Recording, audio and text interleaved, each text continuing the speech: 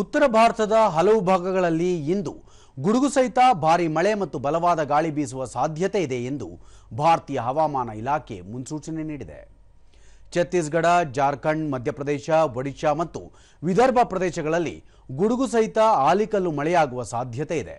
ಅಲ್ಲದೆ ಅಸ್ಸಾಂ, ಮೇಘಾಲಯ, ಬಿಹಾರ, ನಾಗಾಲ್ಯಾಂಡ್, ಮಣಿಪುರ, ಮಿಜೋರಾಂ, ತ್ರಿಪುರಾ, ಪಶ್ಚಿಮ ಬಂಗಾಳ ಮತ್ತು ಸಿಕ್ಕಿಂ ರಾಜ್ಯಗಳಲ್ಲಿ ಭಾರೀ ಮಳೆಯಾಗಲಿದ್ದು ಕೆಲವು ಭಾಗಗಳಲ್ಲಿ ಆರೆಂಜ್ ಅಲರ್ಟ್ ಘೋಷಿಸಲಾಗಿದೆ. ಛತ್ತೀಸ್ಗಢ, ಕರಾವಳಿ ಆಂಧ್ರಪ್ರದೇಶ, ಪೂರ್ವ ಮತ್ತು ಪಶ್ಚಿಮ ರಾಜಸ್ಥಾನ ಹಾಗೂ ಪಶ್ಚಿಮ ಬಂಗಾಳದ ಗಂಗಾ ತೀರದ ಭಾಗಗಳಲ್ಲಿ ಗಂಟೆಗೆ 50ರಿಂದ 60 ಕಿಲೋಮೀಟರ್ ವೇಗದಲ್ಲಿ ಗಾಳಿ ಬೀಸುವ ಸಾಧ್ಯತೆ ಇದೆ.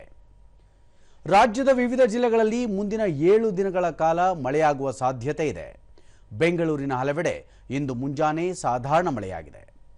ಹವಾಮಾನ ವೈಪರೀತ್ಯದ ಹಿನ್ನೆಲೆಯಲ್ಲಿ ಸಾರ್ವಜನಿಕರು ಮುನ್ನೆಚ್ಚರಿಕೆ ವಹಿಸುವಂತೆ ಮತ್ತು ಸುರಕ್ಷಿತ ಸ್ಥಳಗಳಲ್ಲಿ ಇರುವಂತೆ ಹವಾಮಾನ ಇಲಾಖೆ ಸೂಚಿಸಿದೆ.